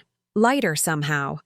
More like the woman you were when Harold was alive, before you started carrying the weight of that daughter's troubles on your shoulders." Her words resonated with a truth I was only beginning to acknowledge. For years, I'd been living under the constant low-level stress of wondering when Sarah's next crisis would arrive, when the next urgent phone call would disrupt my peace and demand my resources. Without that burden, I was rediscovering parts of myself that had been buried under decades of maternal worry and financial strain. The revelation of how much money I'd given Sarah over the years had prompted me to examine my overall financial situation more carefully than I had in quite some time. What I discovered surprised me in ways that would soon become crucial to everything that followed. Harold's life insurance had been more generous than I'd remembered, and the investments I'd made with the advice of our financial advisor had performed better than I'd realized. Combined with my pension and Social Security, I was in a much stronger financial position than I'd allowed myself to acknowledge. The constant giving to Sarah had made me feel financially vulnerable, but the reality was that I'd been operating from a position of relative security all along. More importantly, I discovered accounts and assets that I'd nearly forgotten about. Harold had been meticulous about financial planning, and in the years immediately following his death, I'd simply maintained the arrangements he'd put in place without fully understanding their scope or value. A detailed review of my financial situation revealed resources I hadn't accessed, growth I hadn't tracked, and security I hadn't appreciated. The woman who had spent decades worrying about having enough money to maintain her independence was actually quite well positioned for whatever challenges retirement might bring. The realization was both empowering and troubling. Empowering because it meant I had more options than I'd realized. Troubling because it meant I'd been unnecessarily anxious about money while freely giving it away to someone who showed no appreciation for the sacrifice.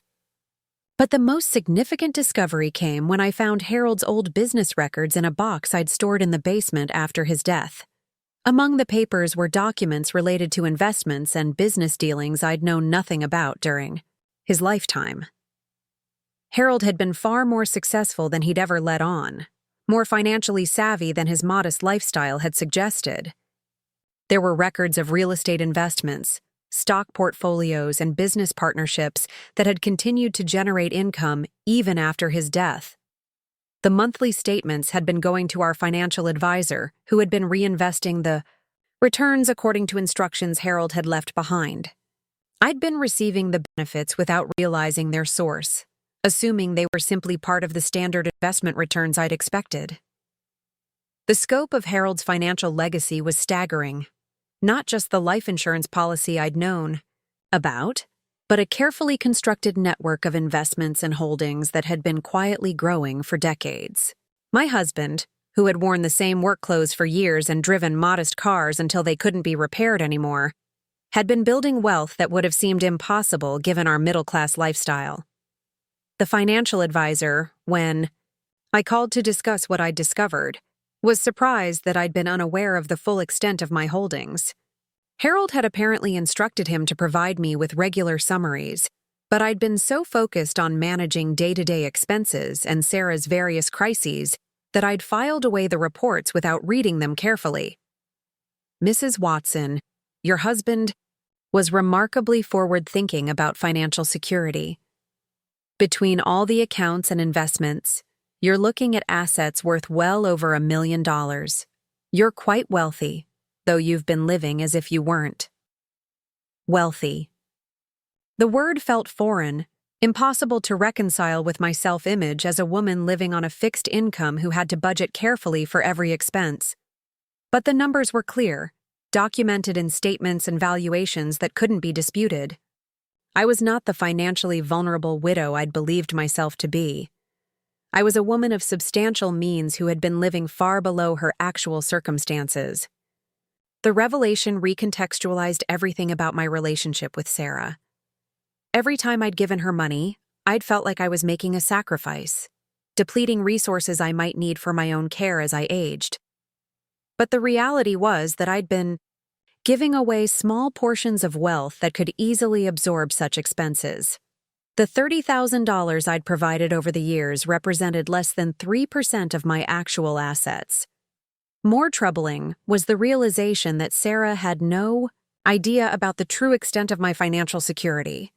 She'd been treating me like a barely getting by retiree who was stretching her limited income to help when she could. Her requests for money had been calculated based on what she assumed I could afford, not what I could actually provide, which meant that her abandonment during the flood, her casual dismissal of my concerns, her willingness to prioritize her career over my welfare, had all occurred while she believed I was just a regular senior citizen with modest means. She hadn't been callous to a wealthy mother who could easily afford whatever help she needed. She'd been callous to an elderly woman she believed was making real sacrifices to support her. The distinction mattered enormously. It revealed that Sarah's selfishness wasn't based on taking advantage of obvious wealth, but on a fundamental lack of regard for my well-being, regardless of my circumstances. She'd been willing to exploit what she thought were my limited resources, just as carelessly as she would have exploited unlimited ones. The discovery of my true financial situation coincided with a period of remarkable personal growth. Free from the constant worry about money and the emotional drain of Sarah's ongoing crises, I began to explore possibilities I'd never seriously considered. I researched travel opportunities, educational programs, volunteer positions that would allow me to contribute meaningfully to my community. For the first time in years, I was planning for my own future rather than simply reacting to other people's emergencies. The sense of agency and possibility was intoxicating, like stepping into sunshine after years of living in shadow. It was during this period of rediscovery that Sarah called with the news that would test everything I'd learned about boundaries, enabling, and the true meaning of family support. "Mom, I'm about to lose everything. The car is gone. I'm being evicted next week, and I have nowhere to go. I need help, and I need it now." Her voice carried a desperation I'd never heard before, the sound of someone who had exhausted every other option and was making what she saw as her last possible appeal. She'd apparently tried to negotiate with creditors, looked into bankruptcy options, and even approached loan sharks who had ultimately rejected her as too great a risk. "I know you said you couldn't help with the big debts, but I'm not asking for that anymore. I just need somewhere to stay while I figure out how to rebuild my life. Can I move back in with you? Just temporarily. Just until I can get back on my feet?" The request seemed reasonable on its surface, the kind of family support that most parents would provide without question. A daughter in crisis, asking for basic shelter while she worked to solve her problems. It was exactly the kind of situation where family was supposed to step in and provide safety when the world became too harsh to navigate alone. But I'd learned enough about Sarah's patterns to recognize the trap embedded in the reasonable-sounding request. Temporarily would become indefinitely. Until I get back on my feet would become a permanent arrangement where I provided housing while she continued to make choices that prevented her from achieving actual independence.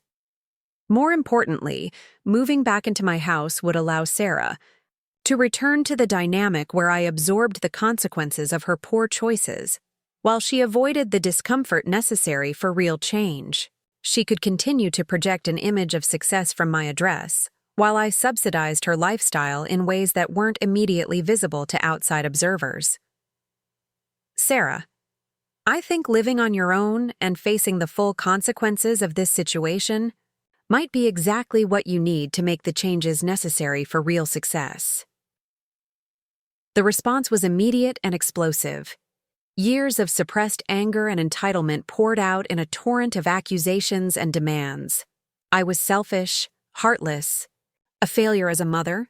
I didn't understand the real world, didn't appreciate how hard she'd worked, didn't recognize that her problems were temporary setbacks rather than fundamental character flaws.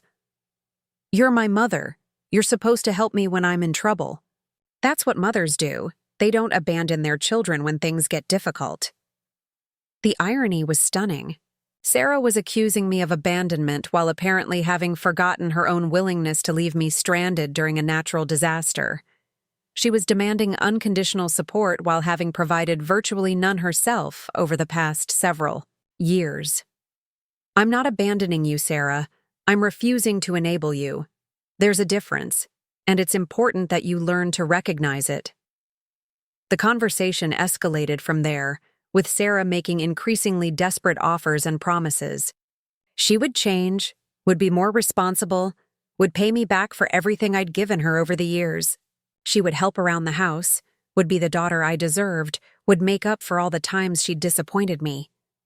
But the promises felt hollow, the kind of commitments people make when they're facing consequences, but haven't actually changed the thinking that created the problems in the first place. Sarah was willing to say anything that might convince me to rescue her, but I could hear in her voice that she still didn't understand why rescue might not be the best option for either of us. "Mom, please, I'm begging you.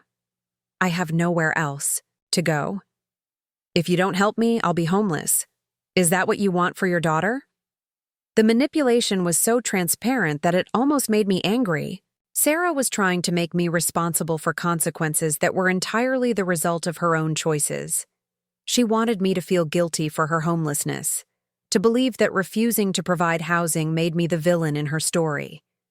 But I'd learned enough about enabling to recognize the trap.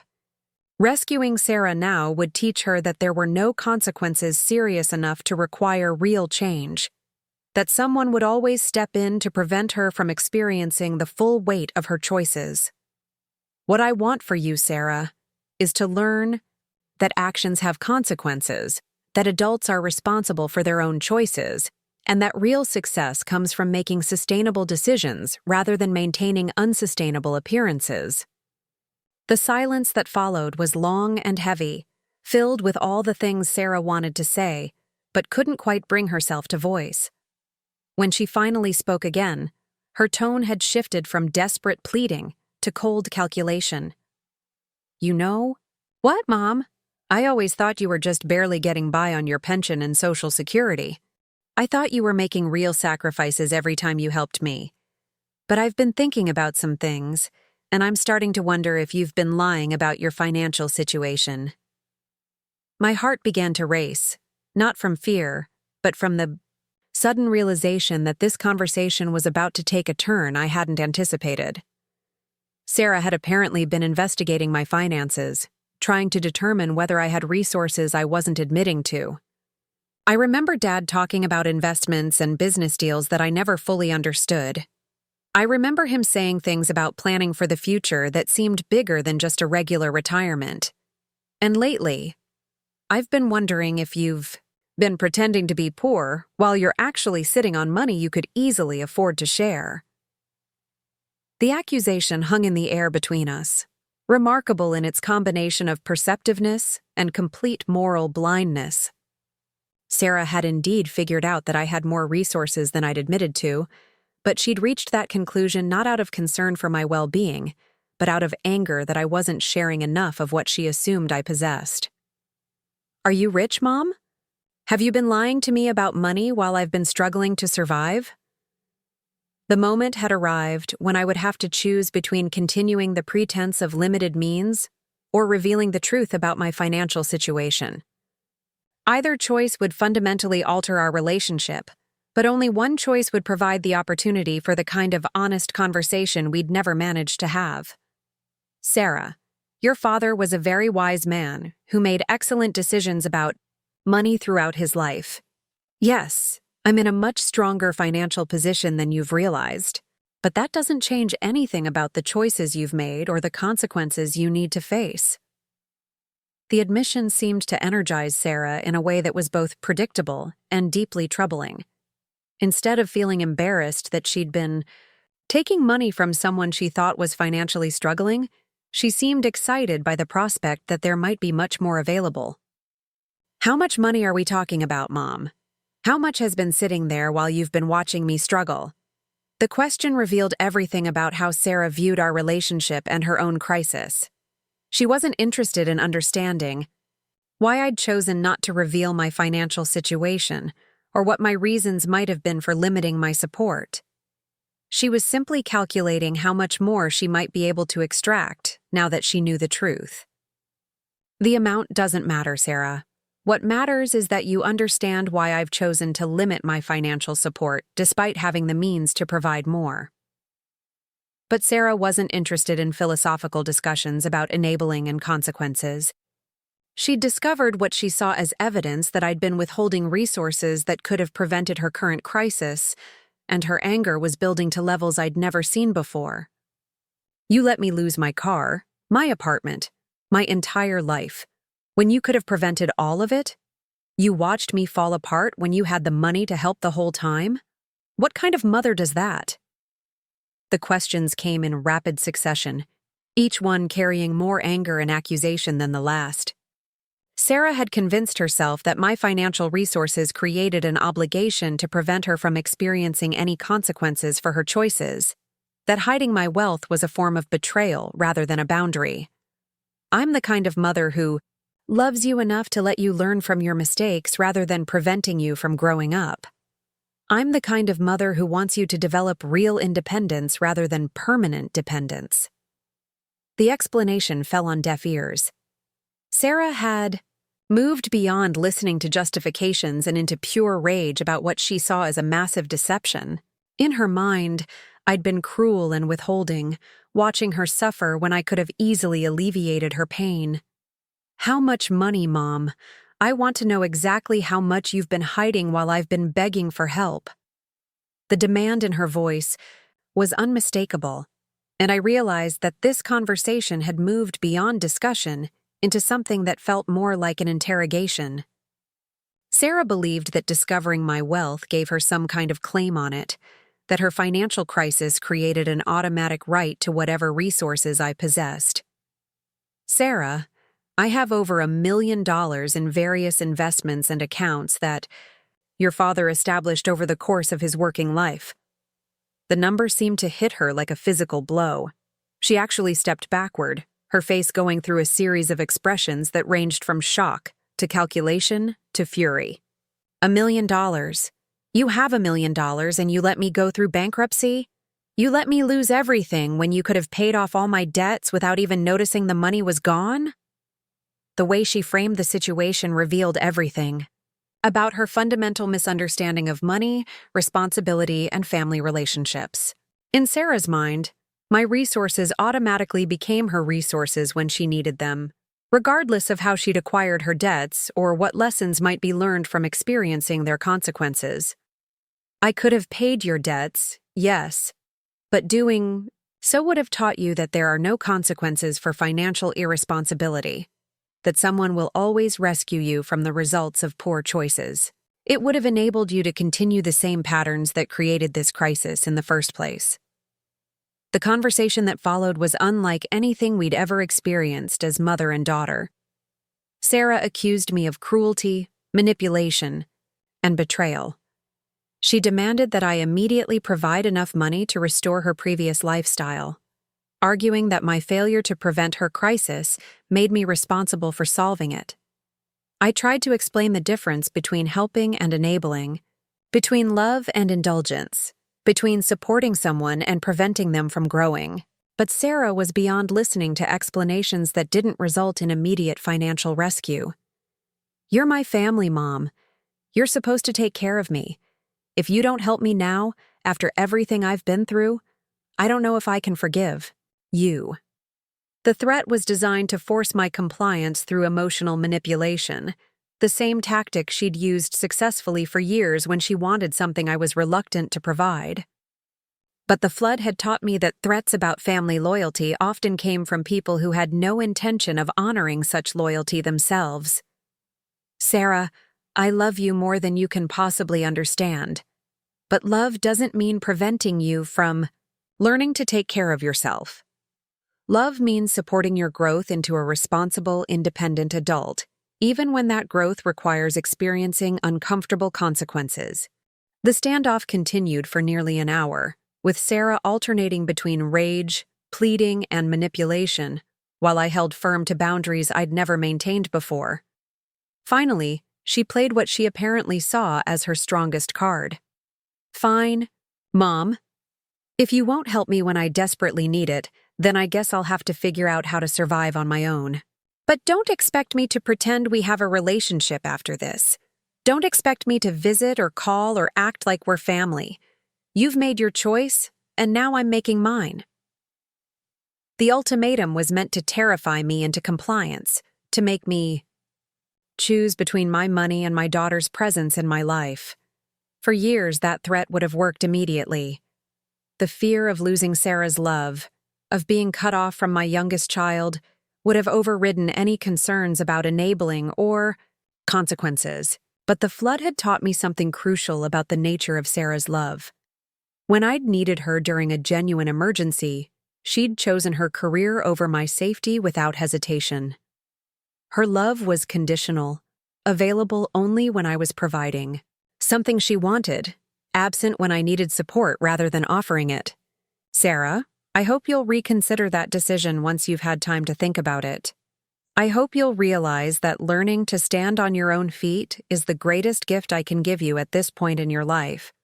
But if you choose to cut contact, with me because I won't enable your continued financial irresponsibility, then that's a choice you'll have to live with. She left that night in a fury, slamming my front door with enough force to rattle the windows. As I watched her drive away in her repossessed car that she'd apparently somehow retrieved, I felt a complex mixture of emotions that would take days to fully process. Sadness, because I'd always hoped that Sarah would eventually mature into the kind of person who could maintain a relationship based on mutual respect rather than financial exploitation. Relief, because I'd finally stopped being part of the problem that was preventing her from growing up. Pride, because I'd maintained boundaries that served both of us better than continued enabling would have. And surprisingly, hope. Hope that Sarah might eventually understand why I'd made the choices I had. Hope that experiencing real consequences might finally motivate her to make real changes. Hope that we might someday have the kind of relationship I'd always wanted, based on genuine affection rather than financial dependence. The weeks that followed brought periodic updates through the small-town grapevine about Sarah's situation. She'd apparently declared bankruptcy, moved into a modest apartment on the other side of town, and taken a job with a local business that paid a fraction of what she'd claimed to earn as a consultant. The reports suggested that she was struggling with the adjustment to a much simpler lifestyle, but also that she was beginning to develop real job skills and genuine work relationships for the first time in years. Without the pressure of maintaining an expensive image, she was apparently discovering what it felt like to build success on actual competence rather than borrowed money. I heard nothing directly from Sarah for 3 months. No angry calls, no desperate pleas, no attempts at reconciliation. The silence was both painful and peaceful, confirmation that her relationship with me had indeed been primarily transactional. When she finally called, her voice carried a humility I'd never heard before. "Mom, I've been doing a lot of thinking about our last conversation. About everything, really. And I want you to know that I'm starting to understand what you were trying to teach me." The words were tentative, as if she wasn't entirely sure she was ready to admit what she was admitting. But they carried a sincerity that felt different from her previous promises and apologies. "I'm working now. Really working, not just networking and pretending to be successful. And I'm living within my means for the first time since college. It's hard and it's humbling, but I'm learning things about myself that I never knew before." We talked for nearly 2 hours that day, the longest genuine conversation we'd had in years. Sarah told me about the job she'd taken, the small apartment. She was learning to call home, the gradual process of rebuilding her life on a foundation of honesty rather than illusion. She apologized for her behavior during the flood, acknowledging that abandoning me during an emergency had been inexcusable regardless of her work pressures. She expressed regret for taking my financial support for granted and for never recognizing the sacrifices I'd made to provide it. Most importantly, she thanked me for refusing to enable her continued irresponsibility, even though it had taken her months to understand why that refusal had been an act of love rather than cruelty. "I was angry at you for so long, Mom. Angry that you had money and wouldn't share it. Angry that you let me fail when you could have prevented it. But I understand now that preventing my failure would have prevented my growth. And for the first time in my adult life, I actually like the person I'm becoming." The conversation didn't solve everything between us, didn't immediately restore the relationship I'd always hoped we might have. But it was a beginning. The first honest exchange we'd managed since she was a child. As we ended the call, Sarah made one final observation that captured everything I'd learned about love, family, and the courage required to do what's right rather than what's easy. "You know what's funny, Mom? I spent years thinking you didn't have enough money to really help me, and I was angry about that. Then I found out you had plenty of money but chose not to help, and I was furious about that. But now I realize that the greatest gift you ever gave me wasn't money at all. It was finally caring enough about my future to stop rescuing me from my present." The flood that had revealed so much about our relationship was finally receding, leaving behind a landscape that looked different, but felt more solid than what had been there before. We were both learning to navigate this new terrain, building something that might actually deserve to be called a family relationship, rather than a financial arrangement disguised as love. Up next, you've got 2 more standout stories right on your screen. If this one hit the mark, you won't want to pass these up. Just click and check them out.